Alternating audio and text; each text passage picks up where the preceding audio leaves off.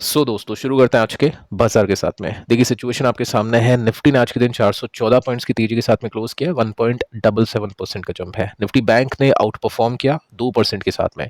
अब देखिए पिछले कुछ दिनों से हम डिस्कशन करें कि बैंक अच्छा परफॉर्म कर सकते हैं क्योंकि Q4 के नंबर्स अच्छे आ सकते हैं।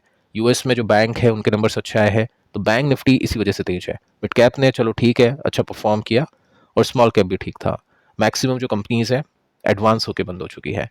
सेक्टर्स को देख लेते हैं तो देखिए यहाँ पे भी आपको देखने को मिलेगा कि फाइनेंशियल सर्विसेज ने अच्छा परफॉर्म किया, बैंक ने अच्छा परफॉर्म किया, सरकारी बैंक्स ने भी काफ़ी अच्छा परफॉर्म किया है।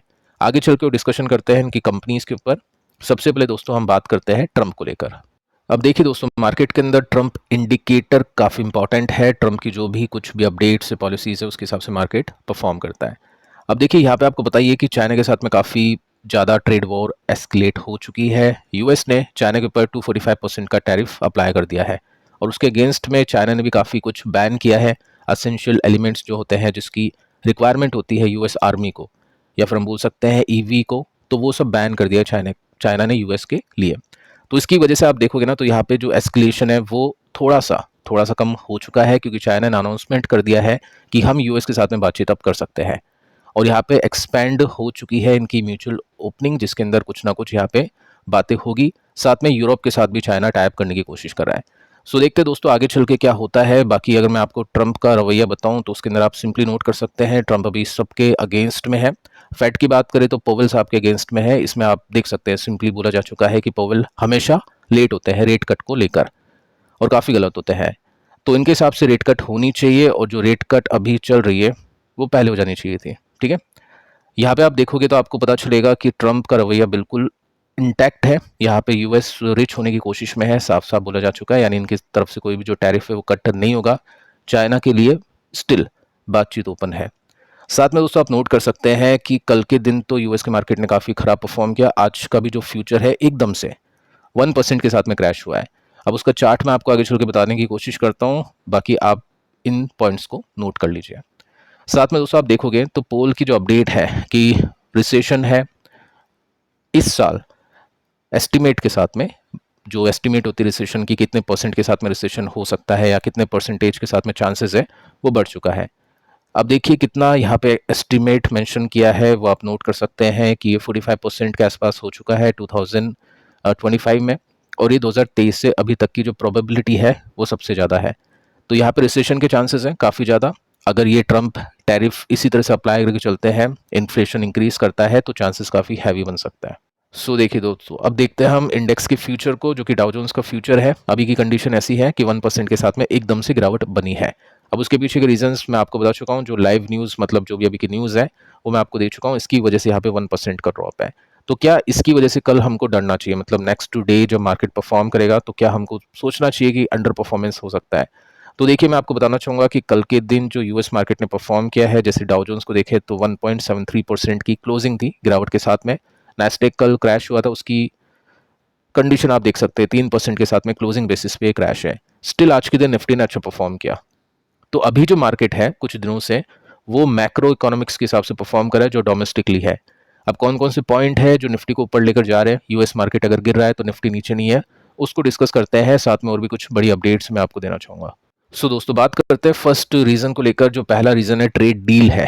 यूएस के साथ में इंडिया की डील हो चुकी है फर्स्ट फेज में।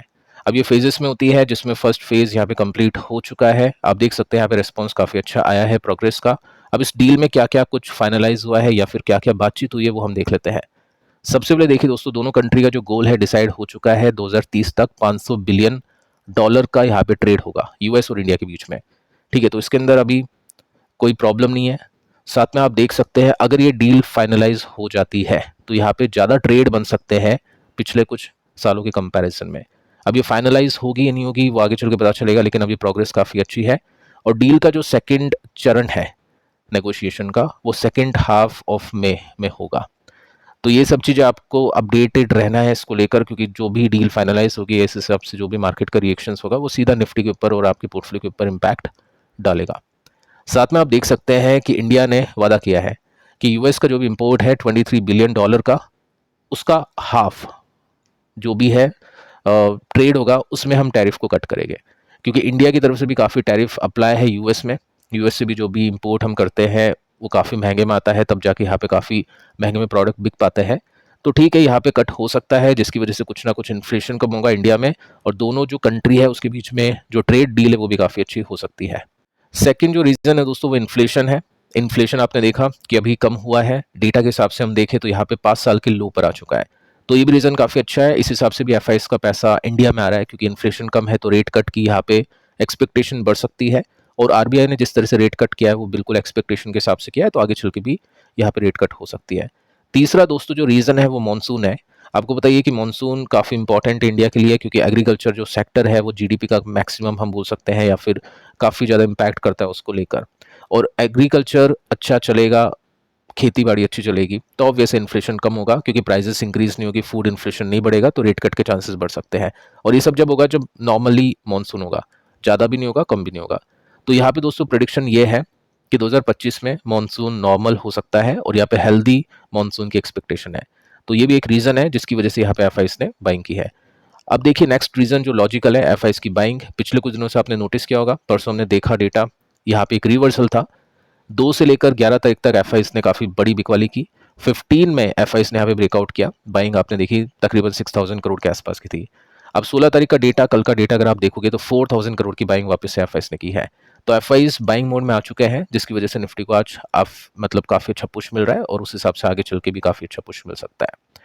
अब देखिए एक और रीज़न है बैंक ने काफ़ी अच्छा परफॉर्म किया। बैंक आपको बताइए निफ्टी का मैक्सिमम एलोकेशन लेकर है, और आपको भी बताइए कि पोर्टफोलियो के अंदर जो भी हमने एलोकेशन डिस्कस की है निफ्टी के हिसाब से हम करते हैं, या फिर जो भी म्यूचुअल फंड के हिसाब से हम देखते हैं। और सबसे इंटरेस्टिंगली आपको पता चलेगा कि फाइनेंस का जो एक्सपोजर है, चाहे मैं निफ्टी में बताऊं या फिर डाउ जोन्स में बताऊं, ज़्यादा होता है। तो फाइनेंस बहुत इंपॉर्टेंट है, और अगर फाइनेंस ने अच्छा परफॉर्म कर दिया तो काफ़ी अच्छी तेजी यहाँ पे बन सकती है। तो आईसीसी बैंक काफ़ी अच्छी होल्डिंग है निफ्टी की, 3% के साथ में ऊपर है। एसबीआई बैंक ने काफ़ी अच्छा परफॉर्म किया, कोटक ने 3% के साथ में तेजी, एक्सिस बैंक, एचडीएफसी, ये सभी ऊपर थे। अब देखिए निफ्टी के चार्ट को डिस्कस करते हैं, साथ में बैंक निफ्टी का भी एक इंटरेस्टिंग फैक्ट मैं आपको बताता हूँ। सबसे पहले आप निफ्टी को देख सकते हैं, यहाँ पे 23,840 के आसपास की क्लोजिंग है। डिस्कशन हम कर रहे थे काफ़ी समय से कि चार्ट का पैटर्न कुछ ऐसा बता रहा था कि यहाँ पे लोअर हाईज के साथ में और लोअर बॉटम के साथ में निफ्टी नीचे जा रहा था। अब जब भी इस तरह का चार्ट होता है तो आपको रिवर्सल के लिए कुछ पॉइंट्स नोट करने पड़ते हैं, या तो आपको देखना पड़ता है कि डिसेंडिंग ट्रेंड लाइन का ब्रेकआउट हो जाए, या फिर आपको देखना पड़ेगा कि जो लोअर बॉटम्स के साथ में मार्केट या फिर जो भी स्टॉक है वो परफॉर्म करा है, उसका बॉटम लोअर नहीं हो, वो डबल बॉटम के साथ में परफॉर्म करें। जैसे आप देखोगे तो यहाँ पे बॉटम नीचे था, यहाँ पे एक बॉटम बना, उसके नीचे निफ्टी नहीं गया सेकेंड टाइम, तो इसको हम बोल सकते हैं डबल बॉटम। टॉप आप देखोगे तो यहाँ पे एक रेसिस्टेंस था, ये रेसिस्टेंस था, तो डबल टॉप हुआ। उसके बाद में हमने डब्लू पैटर्न की एक्सपेक्टेशन की थी निफ्टी को देखते हुए, और डब्लू पैटर्न आज के दिन कंप्लीट हो चुका है, जिसमें आप देखोगे तो यहाँ पे निफ्टी आ चुका है तकरीबन 23,800 के आसपास। 23,800 के आसपास की जो लाइन थी वो हमने ड्रॉ करी थी, और उसके अंदर हमने देखा था कि यहाँ पे निफ्टी का एक रेसिस्टेंस है। अब देखिए 2 पॉइंट्स बन सकते हैं, या तो यहाँ से सेलिंग या फिर यहाँ से ब्रेकआउट, क्योंकि पिछली बार क्या हुआ था, इन पॉइंट से सेलिंग आई और निफ्टी को काफ़ी झटका मिला, तकरीबन हम बोल सकते हैं कि 4,000 पॉइंट के आसपास निफ्टी नीचे गया, और इसमें हम 1800 पॉइंट्स हम बोल सकते हैं इसमें मोटा मोटी। साथ में आप देखोगे तो यहाँ से वापस से एक हमको गिरावट मिली 22,000 के आसपास, और वापस से निफ्टी ऊपर जा चुका है। तो क्वेश्चन ये है कि ब्रेकआउट होगा या फिर यहाँ से सेलिंग प्रेशर देखने को मिलेगा। उसके लिए हम वेट एंड वॉच कर सकते हैं, क्योंकि देखेंगे कि नेक्स्ट डे की जो कैंडल है वो किस तरह से बनती है। 2-3 दिन की जो कैंडल है वो आपको बता देगी कि निफ्टी में क्या होने की पॉसिबिलिटी है। अब देखिए निफ्टी बैंक को देखते हैं, 2% के साथ में उछाल है। काफ़ी कमेंट आते हैं कि निफ्टी बैंक के भी टेक्निकल्स के ऊपर बातचीत होनी चाहिए, क्योंकि निफ्टी बैंक भी काफ़ी इंपॉर्टेंट है। हो सकता है काफ़ी लोगों को नहीं पता हो, मैं आपको एक इंटरेस्टिंग फैक्ट बताना चाहूँगा कि जितना भी टाइम फ्रेम अगर आप देखोगे निफ्टी और निफ्टी बैंक के साथ में अगर आप कंपैरिजन करके चलोगे, तो हमेशा आपको निफ्टी बैंक निफ्टी को आउट परफॉर्म करता हुआ देखने को मिलेगा। मतलब निफ्टी बैंक निफ्टी से ज़्यादा रिटर्न्स देता है, अगर मैं लॉन्गर फ्रेम की बात करूँ, जिसमें 5 साल आप देख सकते हैं, 10 साल आप देख सकते हैं, या मैक्सिमम आप देख सकते हैं। देखिए चार्ट आपके सामने है, निफ्टी आपको यहाँ पे दिखाई देगा, बैंक निफ्टी ऊपर है, और निफ्टी के रिटर्न्स अगर हम देखें तो जहाँ पे निफ्टी ने 500% के रिटर्न्स दिए, उसी टाइम फ्रेम के अंदर बैंक निफ्टी ने 800% के आसपास के रिटर्न्स दिए हैं। तो ये काफ़ी इंपॉर्टेंट है, इसी वजह से जो म्यूचुअल फंड इन्वेस्टर्स हैं या फिर जो भी इन्वेस्टर्स हैं, लॉन्ग टर्म इन्वेस्टर्स हैं, वो बैंक्स और जो फाइनेंस वाली जो कंपनीज हैं उनको टॉप होल्डिंग में रखने की कोशिश करते हैं। अब निफ्टी बैंक को देखते हैं, यहाँ पे क्या सिचुएशन है। देखिए असेंडिंग ट्रेंड लाइन के हिसाब से निफ्टी ऊपर चल रहा है, ये रेसिस्टेंस हम बोल सकते हैं, यहाँ पे हम सपोर्ट बोल सकते हैं, और ये नेक्स्ट सपोर्ट। तो नेक्स्ट सपोर्ट पे तो निफ्टी बैंक गया नहीं, और उसके पीछे के रीजंस आपको पता ही है कि डोमेस्टिकली ये इम्पैक्ट होती है, यहाँ पे कोई टैरिफ का पंगा नहीं है या फिर कोई भी एक्सपोर्ट का लोचा नहीं है। अब देखो यहाँ पे आप देखोगे तो यहाँ पे आपको दिखाई देगा रेसिस्टेंस, अगर ये ब्रेक कर देता है तो फिर अगला रेसिस्टेंस हो सकता है 57500 का। ठीक है, यहाँ पे हम रेसिस्टेंस को इसलिए देखने की कोशिश करते हैं ताकि एक्सपेक्टेशंस इन्वेस्टर्स की हो पाए और पता चल पाए ट्रेडर को कि यहाँ पे जो Q4 है उसकी एक्सपेक्टेशंस मार्केट कैसी कर रहा है।